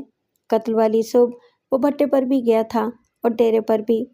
نیز اس کے دل میں مراد شاہ کے لیے اچھے جذبات نہیں تھے۔ جناب علی، ایک کام کیوں نہیں کرتے؟ खोजी ने मुझे सोच में गुम देखकर कहा। खुरे बुरे को छोड़ें, पहले इस जूती के बारे में पता करें। इस बस्ती में मुश्किल से 4-5 दुकानें जूतियों की होंगी। हो सकता है कि दुकानदार को इस जूती के खरीदार के बारे में याद आ जाए। मुझे उसकी तजवीज़ पसंद आई। मैंने उसे और एक हवलदार को साथ लिया और बाजार में जाकर जूतों की दुकान से मज़कूरा जूती के बारे में पूछताछ शुरू की। तीसरे या चौथे दुकानदार ने वो जूती पहचान ली। यह हमारी दुकान की जूती है, उसने कहा। बड़ी मजबूत और पायदार चीज़ है। क्या आप इसे तब्दील करवाना चाहते हैं? हम सिर्फ ये मालूम करना चाहते हैं कि ये जूती आपने किसके हाथ फरोख्त की थी। ये बताना बड़ा मुश्किल है, उसने कहा। हम ग्राहक का नाम पता तो पूछते नहीं, शक्ल भी गौर से नहीं देखी। हमारी नज़र तो सबसे पहले पैरों पर पड़ती है। उसने जूती को उलट पलट कर देखा। मेरा ख्याल है ये जूती मैंने हफ्ता 10 दिन पहले फरोख्त की थी। उसने कोने में बैठे हुए एक लड़के को आवाज़ दी। ओए जीरे, ज़रा इधर तो आ। तुझे कुछ याद है ये जूती किसने खरीदी थी? जीरा 15-16 साल का एक होशियार लड़का था। उसने बारी बारी हम सब की तरफ देखा और फिर बोला, इनमें से किसी ने ये जूती नहीं खरीदी थी। ये तो मुझे भी पता है। चौधरी अल्लादित्य को जानते हो? मैंने पूछा। वही जिसके डेरे पर हवाई जहाज गिर गया था। लो जी, मसला ही हल हो गया, उसने कहा। मेरा ख्याल है कि ये जूती चौधरी अल्लादित्य ने खरीदी थी। मैंने दुकानदार का शुक्रिया अदा किया और अपने साथियों समेत वहाँ से रुखसत हो गया। कत्ल का मोहम्मद तकरीबन हल हो गया था। अब हम चौधरी को गिरफ्तार करके उसका खुरा चेक कर सकते थे। थाने पहुंचकर मैंने 2 आदमी और साथ लिए और दोबारा चौधरी आरिफ अली की हवेली पहुंच गया। इस दफ़ा मैंने सदर दरवाजे पर दस्तक देने के बजाय पिछला दरवाज़ा खटखटाया। पिछली तरफ एक छोटा सा दरवाज़ा था जो चौधरी अल्लादित्य की कोठरी के एन सामने था और मेरा ख्याल था कि चौधरी इसी दरवाजे को इस्तेमाल करता था। दरवाज़ा खटखटाने के बाद मैंने दीवार के ऊपर हाथ जमाए और ख़ुद को ऊपर उठाकर अंदर झांका। कोठरी का दरवाज़ा बंद था। मैंने बागीचे की तरफ नज़र दौड़ाई तो दाहिनी तरफ एक शख्स पौधों के दरमियान एक क्यारी में बैठा दिखाई दिया। उसके हाथ में खुरपी थी और गालिबन वो गोडी कर रहा था। मैंने हवलदार से कहा कि वो ज़रा ज़ोर से दस्तक दे। तब उस शख्स ने सर घुमाकर दरवाजे की तरफ देखा। वो चौधरी अल्लादित्य था। और कौन है भाई? उसने आवाज़ लगाई और साथ ही उसके हाथ तेज़ तेज़ चलने लगे। लम्हे भर के बाद वो उठा और हाथ झाड़ते हुए दरवाजे की तरफ चल पड़ा। मैं नीचे हो गया और दरवाज़ा खुलने का इंतज़ार करने लगा। चंद सानियों के बाद दरवाज़ा खुला और चौधरी ने बरहमी से बाहर देखा, लेकिन जैसे ही उसकी नज़र वर्दियों पर पड़ी, उसने तेज़ी से दरवाज़ा बंद करने की कोशिश की। हवलदार ने फिलफौर दरवाजे को धक्का दिया। सिपाही ने भी उसकी मदद की। चौधरी ने दरवाज़ा बंद करने की कोशिश तक कर दी और जल्दी से अपनी कोठरी की तरफ भागा। कोठरी की दीवार के साथ कुछ काट कबाड़ पड़ा था। चौधरी ने इस कबाड़ में से बेलचे का एक दस्ता उठा लिया और उसे लहराता हुआ हमारी तरफ बढ़ा। साथ ही उसने मदद के लिए शोर मचा दिया। शोर की आवाज़ सुनकर हवेली के अंदर से मुलाजिम और घर के अफराद बाहर निकल आए। हमने चौधरी को चारों तरफ से घेर लिया। उसने डंडा घुमाना शुरू कर दिया। एक ज़रब मेरे कंधे पर भी लगी। मेरे साथियों को भी चोटें आईं, ताहम हमने उसे जल्दी बेबस करके हथकड़ी लगा दी। उसका भाई चौधरी आरिफ हवेली से निकलकर दौड़ता हुआ हमारे करीब पहुंचा और पूछा, मलिक साहब, ये क्या मामला है? आपने भाई साहब को किस जुर्म में गिरफ्तार किया है? फिलहाल हमने इसे पुलिस पार्टी पर हमला करने के जुर्म में गिरफ्तार किया है, मैंने जवाब दिया। लेकिन हो सकता है कि इस पर कत्ल का जुर्म भी आयद करना पड़े। कत्ल का जुर्म? आरिफ अली के चेहरे पर परेशानी बिखर गई। ये आप क्या फरमा रहे हैं? फिलहाल मैं आपको तफसील नहीं बता सकता, मैंने कहा, लेकिन हमें इस बात के बाद शवाहिद मिले हैं कि मुराद शाह के कत्ल में आपके भाई का हाथ है। ये झूठ बोलते हैं, चौधरी अल्लादित्य चीख चीख कर कह रहा था। ये बकवास करते हैं। मैं किसी मुराद शाह को नहीं जानता। मैंने किसी को कत्ल नहीं किया। मुराद शाह को एक औरत ने कत्ल किया है, बल्कि एक जिन ने कत्ल किया है। मुझे दरगाह के मोतबर लोगों ने ये बात बताई है। आरिफ अली, तुम इसी वक्त डिप्टी कमिश्नर के पास जाओ। मैंने इसकी सारी थानेदारी ना निकाल दी तो मेरा नाम भी अल्लादित्य नहीं। मलिक साहब, आपने ये अच्छा नहीं किया, आरिफ अली ने कहा। इस वक्त बगैर सबूत के और बगैर वारंट के آپ کسی کو گرفتار نہیں کر سکتے۔ ہم یہ طریقہ اختیار نہیں کرنا چاہتے تھے، میں نے کہا، لیکن آپ کے بھائی صاحب نے ہمیں مجبور کر دیا ہے۔ صبح انہوں نے میرے ساتھ بات کرنا پسند نہیں کیا، اب انہوں نے ہمیں دیکھ کر ڈنڈا اٹھا لیا۔ یہ دیکھیں، چوٹ کا نشان۔ میں نے اسے اپنا کندھا دکھایا۔ اب تو تھانے میں ہی بات ہوگی۔ دیکھیں جناب، جو کچھ پوچھنا ہے اسے معاف کر دیں، اور جو کچھ آپ نے پوچھنا ہے یہیں پر پوچھ لیں۔ یہ ہماری عزت کا معاملہ ہے۔ چودھری عارف علی، ہم بھی عزت دار لوگ ہیں۔ جو شخص ہم پر ڈنڈے برساتا ہے ہم اس کی عزت نہیں کر سکتے۔ میں نے چودھری کو ٹانگے میں بٹھایا اور سیدھا قبرستان لے گیا۔ کھوجی ہمارے ساتھ تھا۔ اس نے چودھری کے پیر کے نشان کو قبرستان میں پائے جانے والے قاتل کے کھرے سے ملایا اور کہا، سرکار، یہ دونوں ایک ہی پیر کے نشان ہیں۔ اوے کھوجی دیا کھرا، چودھری نے تل ملا کر کہا، جانتا نہیں کہ میں کون ہوں؟ سوچ سمجھ کر بات کر۔ اگر میرے خلاف گواہی دی تو تیرے پورے خاندان کو اسی قبرستان میں دفن کر دوں گا۔ سرکار، قبے شاہ ہمیشہ حق بات کرتا ہے، میں نے کبھی کسی کے خلاف جھوٹی گواہی نہیں دی۔ اوے بندے دیا پترا، ذرا چنگی طرح دیکھ، چودھری نے کہا، ایک کسی زنانی تک کھرا ہے۔ چودھری، میں نے کہا، زنانیوں کے کپڑے پہن کر بندہ زنانی نہیں بن جاتا۔ تھانے پہنچ کر چودھری کی عقل فوں قدرے کمزور پڑ گئی۔ میری منت کرتے ہوئے بولا، ملک صاحب، مجھ سے جو غلطی ہوئی ہے اسے معاف کر دیں اور یہ معاملہ ختم کر دیں۔ بولیں، کتنی رقم چاہیے آپ کو؟ چودھری، یہ قتل کا کیس ہے، اس میں سودے بازی نہیں ہو سکتی۔ ملک صاحب، وہ بڑا شیطان آدمی تھا۔ آپ نہیں جانتے کہ اس نے کتنی خلقت کا بیڑا غرق کیا ہے۔ ایسے موذی کو مارنا تو کار ثواب ہے۔ میں نے انجان بنتے ہوئے پوچھا، چودھری تم کس موذی کی بات کر رہے ہو؟ واہ ملک جی واہ، بھولے بادشاہ، میں اس ملنگ کی بات کر رہا ہوں جس نے لوگوں کی عزت اور مال لوٹنے کے لیے دکان سجا رکھی تھی۔ تو گویا آپ اس کے قتل کا اقرار کر رہے ہیں؟ اقرار و قرار کو چھوڑیں جی، آپ اپنی بات کریں، کتنی رقم چاہیے آپ کو؟ میں نے اس کی پیشکش کو نظر انداز کرتے ہوئے پوچھا، مراد شاہ کے خادموں نے بتایا ہے کہ تمہارے ساتھ ایک ادھیڑ عمر شخص بھی تھا، اس نے اپنا نام احمد علی بتایا تھا، وہ کون ہے اور اس کا اصلی نام کیا ہے؟ وہ جو کوئی بھی تھا اس کو بھول جائیں، اس کا اس معاملے سے کوئی تعلق نہیں ہے۔ وہ ریشمی کپڑے اور برقع کہاں ہیں؟ کپڑوں کو بھی بھول جائیں، پیسوں کی بات کریں۔ میں نے اسے ایک تند مزاج ASI کے سپرد کر دیا اور خود اپنے کاموں میں مصروف ہو گیا۔ اس کا بھائی چند بااثر افراد کے ہمراہ تھانے آیا اور میرے ساتھ سودے بازی کی کوشش کرتا رہا۔ اسے یہ بات معلوم ہو چکی تھی کہ اس کا بھائی قتل کا اقرار کر چکا تھا۔ ادھر مراد شاہ کے کچھ معتقد بھی تھانے پہنچ گئے اور چودھری کو سزائے موت دلوانے کے لیے شور مچانے لگے۔ جب اس بات کی خبر چودھری کو ہوئی تو وہ پریشان ہو گیا۔ اس نے یہاں تک کہا کہ وہ اپنی جگہ ایک بندہ پیش کر دے گا جو مراد شاہ کو قتل کرنے کا اقرار کرے گا۔ اس کے بھائی نے بھی اس قسم کی تجویز پیش کی اور بہت بڑی رقم دینے کا وعدہ بھی کیا، لیکن میں نے صاف انکار کر دیا۔ 2 روز کے بعد میں نے چودھری کو عدالت میں پیش کر کے 15 روزہ ریمانڈ لے لیا۔ اس کے بعد جب میں نے اسے پوچھ گچھ کے لیے بلایا تو وہ خاصا نروس ہو رہا تھا۔ میں نے پوچھا، وہ زنانہ کپڑے کہاں ہیں جو تم نے واردات کے وقت پہن رکھے تھے؟ وہ آئیں بائیں شائیں کرنے لگا۔ میں نے تند مزاج ASI کو بلا کر کہا، اسے اپنے ساتھ لے جاؤ اور ان زنانہ کپڑوں کے بارے میں پوچھو جو اس نے واردات کے وقت پہن رکھے تھے، اور دیکھو کسی جلدی کی ضرورت نہیں ہے، میں اسے 8 گھنٹے کے لیے تمہارے سپرد کر رہا ہوں۔ چودھری، جو مذکورہ ASI کی پوچھ گچھ کا مزہ چکھ چکا تھا، گھبرا کر بولا، میں آپ ہی کو سب کچھ بتا دیتا ہوں۔ وہ کپڑے میں نے باغیچے میں دبا دیے تھے۔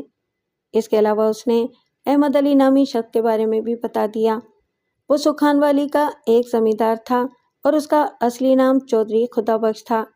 میں نے اس کے پیچھے ایک پولیس پارٹی روانہ کر دی جو اسے گرفتار کر کے اگلے روز تھانے لے آئی۔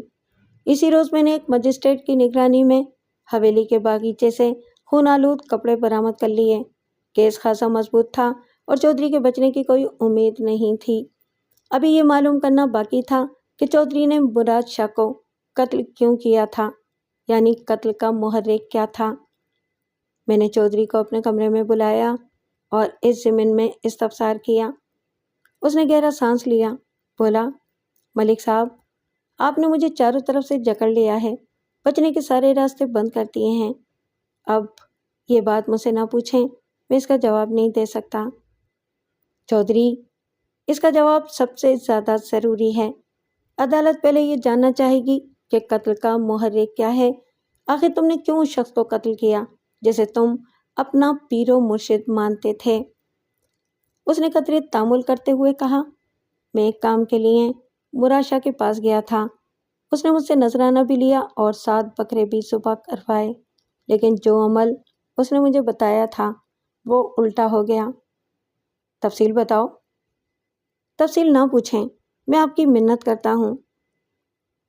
تفصیل کے بغیر بات نہیں بنے گی۔ خاصی رد و قت کے بعد اس نے ساری بات بیان کر دی اور پھر روتے ہوئے بولا، ملک صاحب، عارف علی کو اس بات کا پتہ نہ چلے، میں آپ کے سامنے ہاتھ جوڑتا ہوں۔ تفصیل سن کر میں دنگ رہ گیا کہ انسان کے دل میں کیسی کیسی خواہشات پیدا ہوتی ہیں اور وہ انہیں پورا کرنے کے لیے کیسے کیسے طریقے اختیار کرتا ہے، اور یہی تفصیل اس واقعے کو پیش کرنے کا محرک بنی ہے۔ ہم اپنے دوستوں پیاروں سے ملتے جلتے ہیں، ان کی خوشی اور غم میں شریک ہوتے ہیں، ان کے ساتھ ہنستے بولتے اور کھاتے پیتے ہیں، لیکن ہمیں کچھ معلوم نہیں ہوتا کہ وہ ہمارے بارے میں کیا سوچ رہے ہیں اور کیسے کیسے منصوبے بنا رہے ہیں۔ چودھری اللہ دتا نے مجھے بتایا کہ جب اس نے اپنی ساری جائیداد رنگ رلیوں میں ضائع کر دی تو اس کے دل میں خیال آیا کہ کاش کسی طرح عارف علی کی جائیداد اس کے ہاتھ لگ جائے۔ انہی دنوں عارف علی اپنی فیملی کے ہمراہ لندن چلا گیا۔ تبھی چودھری کے دل میں یہ خیال پیدا ہوا کہ اگر عارف علی کا جہاز تباہ ہو جائے تو وہ بیوی بچوں سمیت ختم ہو جائے گا اور اس کی جائیداد خود بخود اسے مل جائے گی۔ یہ خیال رفتہ رفتہ خواہش کی صورت اختیار کرتا چلا گیا۔ ایک روز وہ مراشا کے پاس پہنچا اور کہا، شاہ صاحب، میں نے سنا ہے کہ آج تک آپ کے در سے کوئی حاجت مند خالی ہاتھ نہیں گیا۔ میری بھی ایک حاجت پوری کر دیں، میں آپ کی صندوقچی روپوں سے بھر دوں گا۔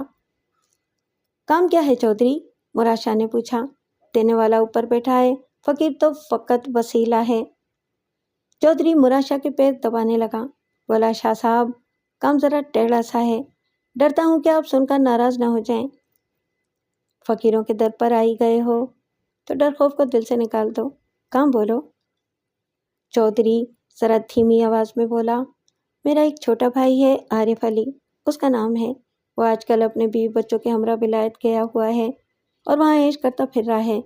زمینوں کا انتظام میرے سپرد کر رکھا ہے، محنت میں کرتا ہوں، عیش وہ کرتا ہے۔ میں چاہتا ہوں کہ واپسی میں اس کا ہوائی جہاز تباہ ہو جائے۔ مراشا نے لمبی سی ہوں کی، اس کا جہاز تباہ ہو جائے اور تم ساری جائیداد کے مالک بن جاؤ، یہی چاہتے ہو نا؟ جی جی جی، یہی چاہتا ہوں، چودھری نے جلدی سے کہا۔ مجھے معلوم ہے کہ آپ کی برکت سے یہ کام ہو جائے گا۔ 7 سیاہ بکرے، ہر 7ویں روز ایک بکرا ذبح ہوگا، 3 لٹے کے تھان اور 7 تولے سونا، سب انتظام ہو جائے گا۔ چودھری نے کہا، بس آپ چلہ شروع کر دیں۔ مراشا گرج کر بولا، چلہ ہم نہیں، تم کرو گے۔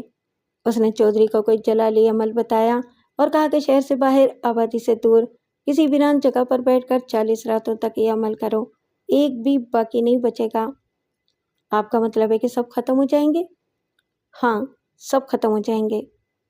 چودھری نے مجھے روتے ہوئے بتایا کہ اس نے ایک ویران جگہ پر مراشا کا بتایا ہوا جلالی عمل کرنا شروع کر دیا۔ 33ویں روز رائل ایئر فورس کا تربیتی جہاز عین اس کے ڈیرے پر گر کر تباہ ہوا اور اس کا پورا خاندان اس حادثے میں جل کر راکھ ہو گیا۔ اس کے دل میں بھائی اور اس کے خاندان کی تباہی کی جو خواہش پیدا ہوئی تھی وہ کوئی عجیب خواہش نہیں تھی۔ آج کے دور میں ایسے لوگوں کی کوئی کمی نہیں جو اس قسم کی خواہشیں دلوں میں لیے پھرتے ہیں۔ وہ یہ بات بھول جاتے ہیں کہ اس کائنات کا ایک مالک بھی ہے جو ایسے سفلا لوگوں کی خواہشات انہی پر پلٹ دیا کرتا ہے۔ یہ قصہ سننے کے بعد میں عارف علی کے پاس گیا اور اسے اس کے بڑے بھائی کی خوفناک خواہش کا احوال سنایا۔ وہ شریف آدمی یہ سب کچھ سن کر گمسم ہو گیا۔ جس بھائی کو اس نے اپنی ساری جائیداد کا انتظام سونپ رکھا تھا وہی اس کی تباہی کے لیے چلا کر رہا تھا۔ ایک طویل توقف کے بعد اس نے کہا، ملک صاحب، اگر آپ یہ بات مجھے نہ بتاتے تو اچھا ہوتا۔ میں نے نفی میں سر ہلایا۔ میرے خیال میں ایسی مجرمانہ برائی کو چھپانا ہرگز مناسب نہیں۔ ایسے لوگ اپنے ارادوں کو عملی جامہ پہنانے کے لیے ایک قدم اور آگے بڑھا سکتے ہیں۔ وہ گہرا سانس لیتے ہوئے بولا، میری ایک چھوٹی سی درخواست ہے، بھائی صاحب کو یہ نہ بتائیں کہ آپ نے ان کی خواہش اور چلے کے بارے میں مجھے بتا دیا ہے، تاکہ جب میں ان کے سامنے جاؤں تو وہ شرمندہ نہ ہوں۔ میں نے اس کی اس خواہش کا احترام کیا۔ کیس چلتا رہا، لیکن عارف علی نے کیس میں زیادہ دلچسپی نہیں لی اور چند سالوں کے بعد چودھری اللہ دتہ کو سزائے موت ہو گئی۔